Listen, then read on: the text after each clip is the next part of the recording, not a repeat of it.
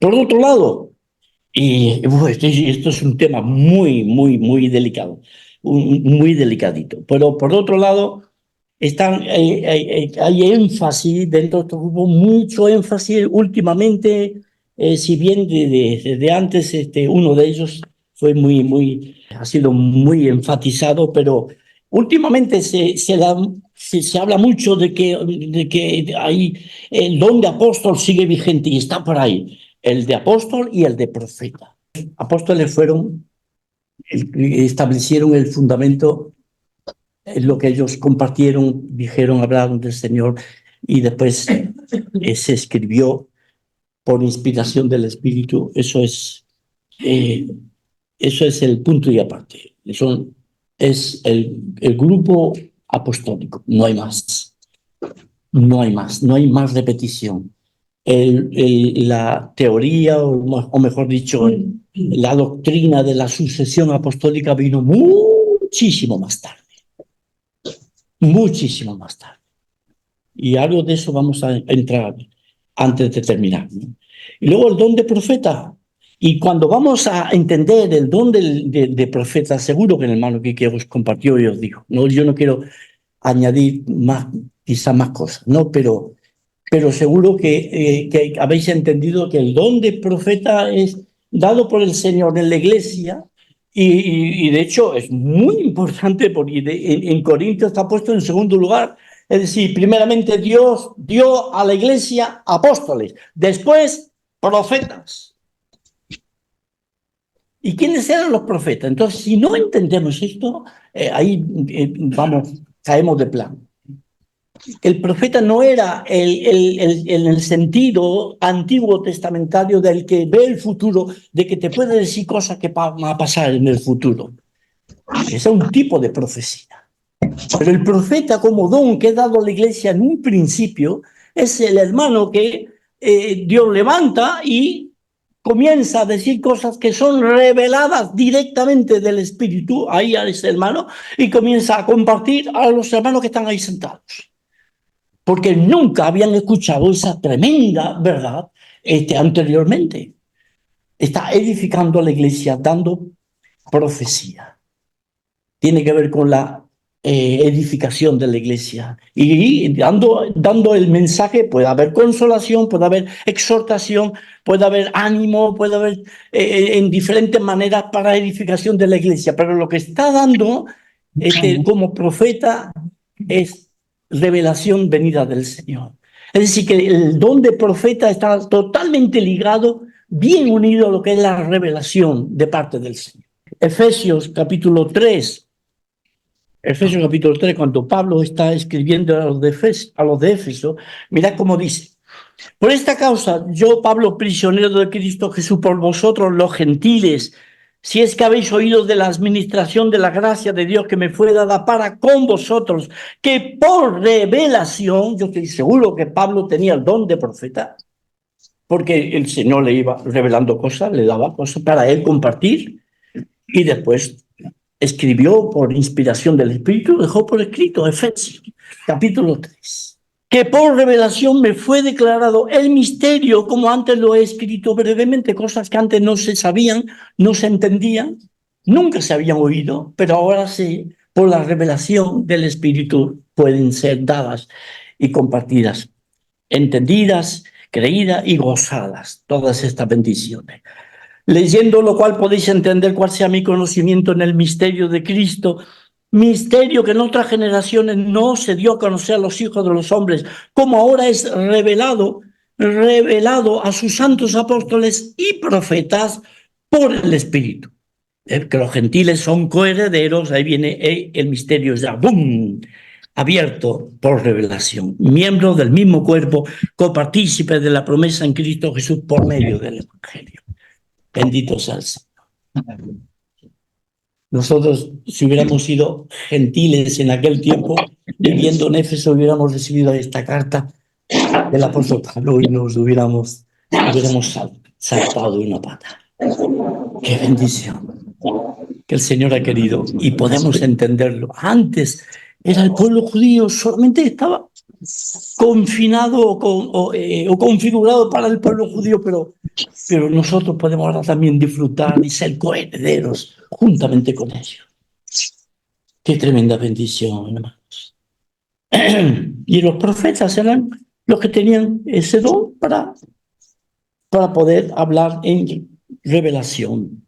Ahora, ¿cuál es el problema que tenemos con estos grupos? Que es muy común, el hecho de pensar, creer que este don sigue abierto, es decir, la revelación sigue abierta y entonces cualquiera en estos momentos dice que tiene don de profeta y se puede levantar en una congregación y dar revelación de parte de Dios, algo que Dios le ha revelado. Y en el momento. Y si toda esa congregación cree y recibe eso como de Dios, espérate, puede esperarte cualquier cosa. Puede esperarte cualquier cosa. Yo hablaba una vez con un hermano y porque queríamos hacer reuniones juntas y entonces nos quedamos para hablar a ver qué pensaban ellos, qué creían. Y cuando llegamos a este punto, dicen, no, yo creo que la revelación está abierta. Por el momento, un hermano acá se levanta y puede decir cosas que Dios le ha mostrado, le ha revelado y digo, wow, digo, ¿qué Biblia tienes tú? Y tal, digo, pues vas a tener que añadirle un montón de hojas atrás para ir escribiendo todo lo que te diga, lo que te digan los hermanos o los que tienen revelación nueva. Pongo hojas detrás.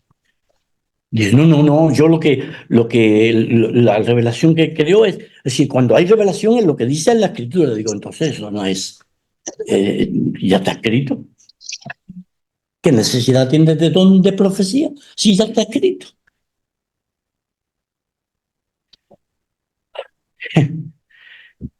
Hermanos, qué importante que entendamos estas cosas. Cuando vamos al capítulo 12, 13, 14 de 1 Corintios, vamos viendo, ¿no? Todo ello. En el capítulo 13 es muy importante enfocarnos, ¿no? Hay hermanos que piensan de una manera, otros hermanos que piensan de otra, con respecto a todo ese pasaje.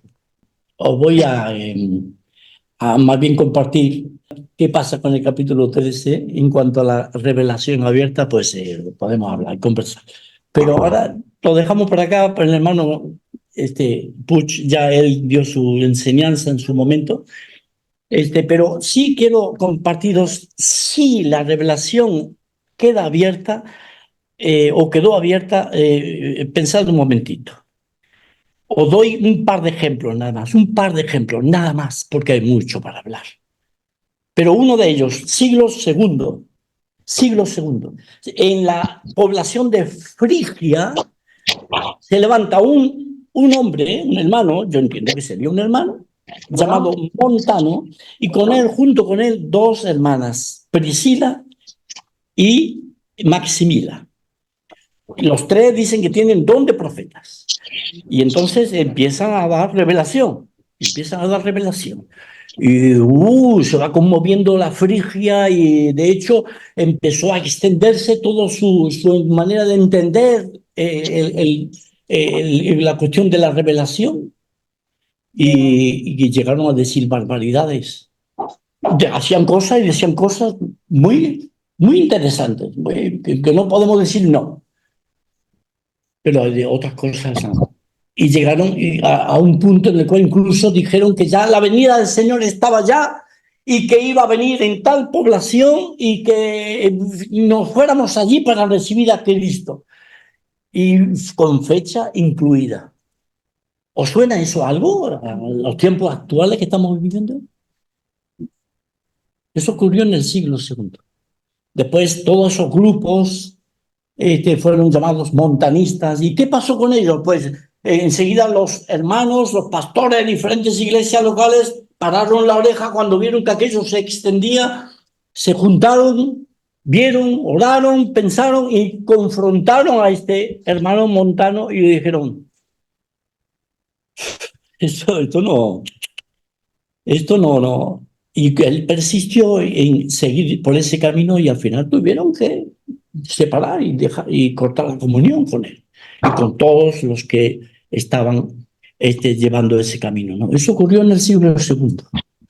Pero encontramos algo más de nuestros días. ¿Qué pasa con esa revelación abierta. Pasa que si se fue dejando o no dándole tanta importancia, o mejor dicho, dándole una importancia que no está, yo entiendo, no está en las Escrituras, en cuanto a la finalización de la revelación, en cuanto a la palabra de Dios para este tiempo, desde el comienzo de la Iglesia, estoy hablando de lo que es Nuevo Testamento, ¿verdad? Junto con el Antiguo Testamento. Cosas que no están en las Escrituras. Pero fue pasando el tiempo y se dejó una puerta entreabierta ahí en cuanto a la revelación abierta, y toda aquella cristiandad, y os lo digo en palabras técnicas, pero es la realidad, institucionalizada, no es la iglesia del Espíritu, sino la iglesia institucionalizada, jerarquizada, organizada, todo bien, wow, controlada, se fue creciendo y creciendo y creciendo, pero al mismo tiempo con la puerta de la revelación abierta. Entonces, encontramos un Nuevo Testamento ya reconocido, porque de este sector del cristianismo se reconoció el Nuevo Testamento, se admitió los 27 libros del Nuevo Testamento como canónicos, como palabra inspirada del Señor. Pero al mismo tiempo, junto con las Escrituras, la tradición. Y metieron la tradición a la misma altura. Ahí está, hay revelación abierta. Ellos lo tomaron como fuente de la revelación. No solamente la palabra de Dios en esos 27 libros Nuevo Testamento más los 39 del Antiguo Testamento, sino a parejo o a la misma altura la tradición de los padres. No solamente la tradición en el tiempo de los apóstoles, porque hay un periodo ahí de tradición que tenemos que admitir, pero también la tradición posapostólica. Todo lo que fue pasando y tomándolo como, wow, palabra de Dios. Cosas que vivieron los hermanos, con historias y cosas que se contaban y todo, tomado como palabra mayor. Más, porque son 3 pilares, más el magisterio de la Iglesia. Porque doctores tiene la Iglesia. Y ellos eran los que decidían qué era revelación, qué no era revelación, y seguían con la puerta abierta. Os doy un sencillo ejemplo, hermanos. Llegamos, no sé si alguno de vosotros conoce alguna Inmaculada. Inmaculada, ¿de dónde viene eso? Inmaculada Virgen. Inmaculada Concepción. Eso fue anteayer. No estamos hablando del tiempo de los apóstoles. Estamos hablando de anteayer, es decir, siglo XIX. Siglo XIX. El Papa en funciones, Pío IX, después hubieron varios Píos y después ya dejaron de pillar. Pero el Pío IX, sí, Pío X, Pío XI y Pío XII, ahí se acabó. Pero Pío IX, estamos hablando del 1849, dirige una encíclica a los obispos de la Iglesia. Dirige una encíclica para tantear a ver qué opinaban ellos en cuanto a la María sin mancha, nacida sin pecado. Porque eso lo estaba todo él cocinándose en su mente, en su conciencia. Entonces, manda la encíclica y entonces hubo una respuesta, wow, está bien, dale para adelante nomás. Y entonces convoca un concilio. Bueno, antes de convocar el concilio, él responde, en el concilio se admite todo y después, otra cosa más que ocurre, ¿no? Pero el 8 de diciembre, una vez que ya se da por sentado esta doctrina, dice el 8 de diciembre de 1854, este Papa anuncia ya el dogma desde su trono papal, al todo el mundo católico, por supuesto. Mira cómo dice: para honor de la Santa e Indivisa Trinidad, para gloria y ornamento de la Virgen, Madre de Dios, para exaltación de la fe católica y acrecentamiento de la religión cristiana. Hermano, estamos hablando con términos, parece bíblico, religión cristiana. Con la autoridad de nuestro Señor Jesucristo. Wow, mira, hablan de Jesucristo. Wow. De los bienaventurados apóstoles Pedro y Pablo, y con la nuestra autoridad, por supuesto. Dice, declaramos, proclamamos y definimos que la doctrina que sostiene que la Beatísima Virgen María fue preservada inmune de toda mancha de la culpa original en el primer instante de su concepción, pues dice, Inmaculada Concepción. Por su singular gracia y privilegio de Dios omnipotente, en atención a los méritos de Cristo Jesús, Salvador del género humano, esa doctrina está revelada por Dios y debe ser, por tanto, firme y constantemente creída por todos los fieles. Está revelada por Dios, quiere decir, el Espíritu Santo lo reveló. Quiere decir, siglos en los que la puerta quedó abierta a cualquier herejía, a cualquier cosa. Y dice, sí, pero es que es una iglesia que está aparte, en realidad ellos son dos hermanos separados, dicen, ¿no? Algunos. Quedó abierta la puerta, sí, ¿qué vas a hacer? No, pero ellos dicen que son del Señor. Ellos dicen que son cristianos. Y encontramos en la historia todo las consecuencias de haber dejado la puerta abierta de la revelación.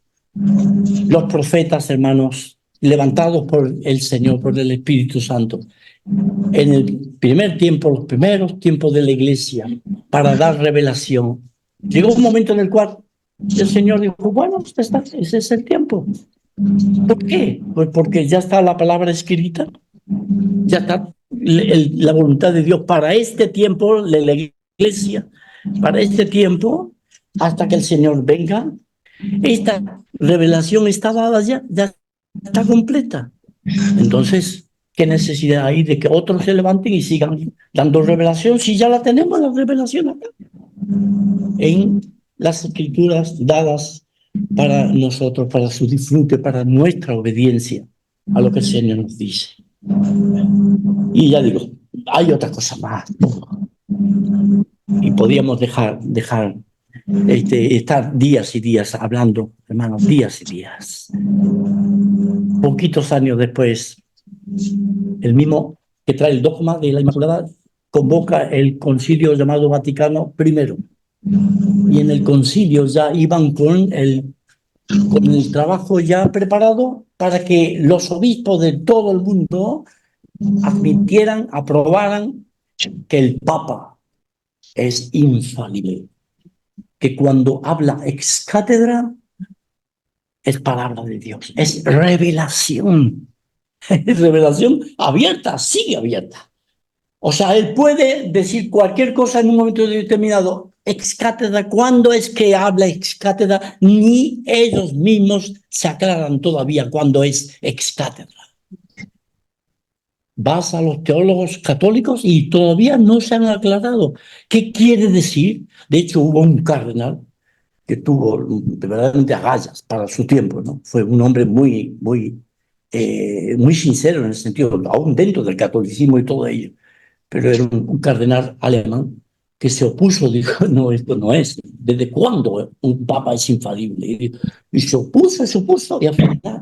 Pero lo que quiero decir, hermano, es lo llevaron al concilio para ser aprobado y ahora tienes ahí, antes los papas eran cualquier cosa, pero ahora son infalibles. Revelación abierta.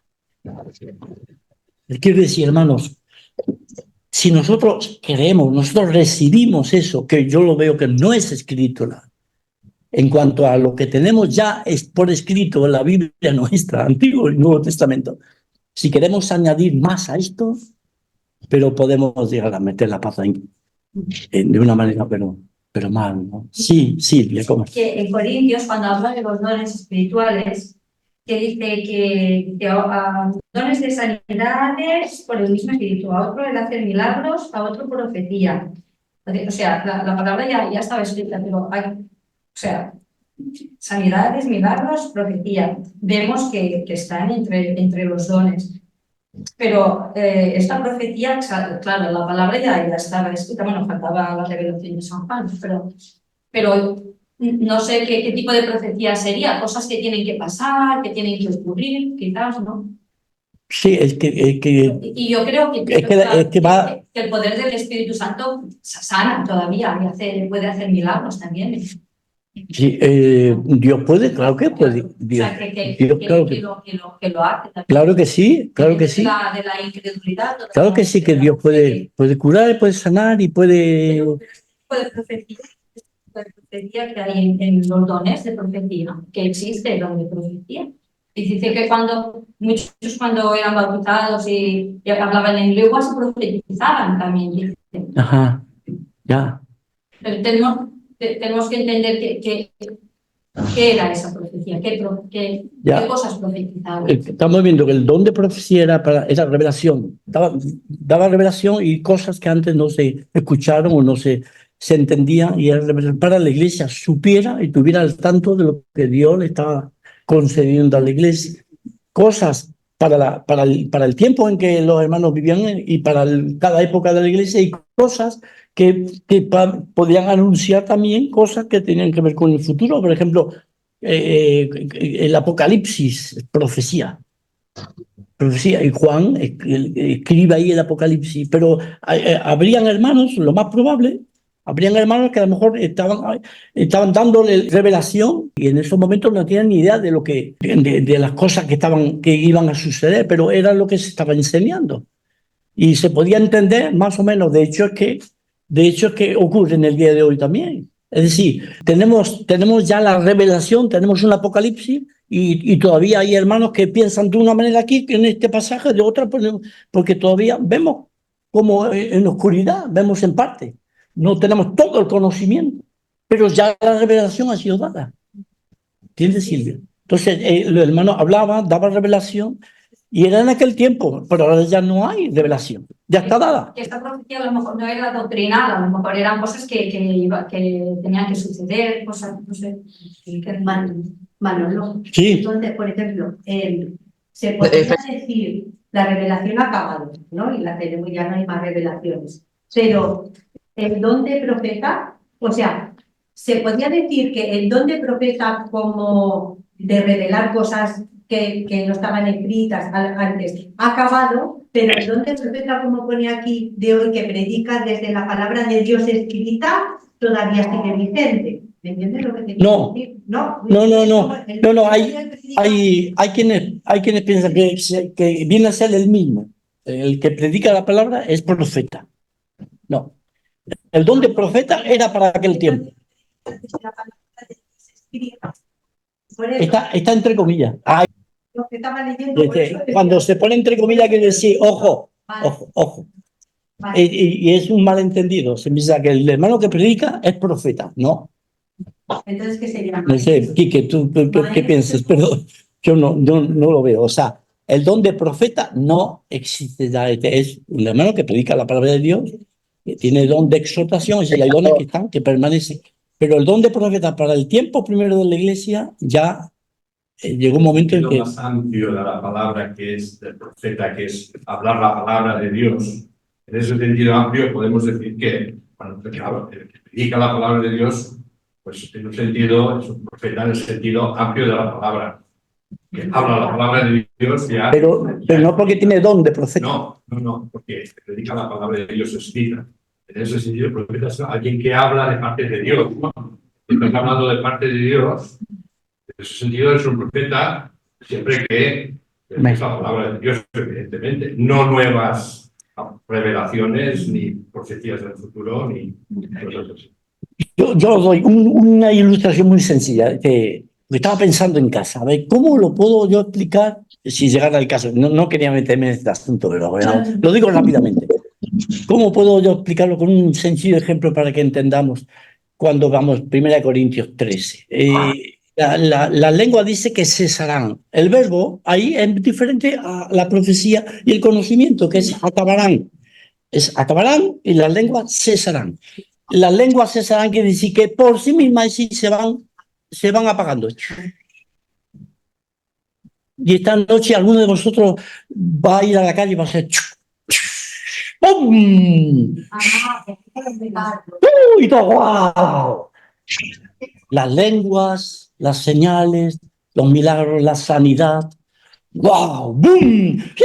Pero eso apaga. Luego viene la profecía, el conocimiento, dones, que acabarán. Es decir, que algo desde fuera viene y lo hace como, y no inútil, pero ya terminó terminó su tiempo, terminó su quehacer mientras que el Señor quiso que estuviera. Entonces acabarán. ¿Cuándo acaba la revelación? Cuando venga. La revelación para este tiempo, digo, la revelación para este tiempo, el tiempo hasta que venga el Señor, su Biblia está así, es lo que necesitamos. Es lo que necesitamos, lo que Dios ha querido darnos, revelarnos para este tiempo. ¿Vale? El Señor Jesús le dijo a sus discípulos, estaban ahí en el aposento alto, dice, aún tengo muchas cosas que deciros.